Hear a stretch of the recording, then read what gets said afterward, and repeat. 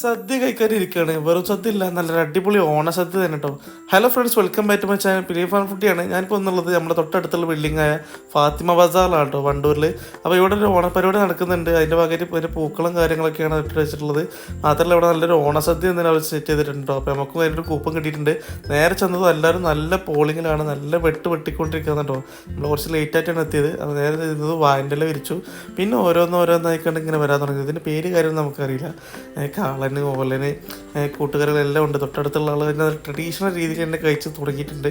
അപ്പോൾ നമ്മൾ എല്ലാ സാധനങ്ങളും ഫില്ലായി. അച്ചാറുകളും ഉപ്പേരികളൊക്കെ വന്നു. അവസാനം ചോറും സാമ്പാറും പപ്പടമൊക്കെ വന്നിട്ടോ.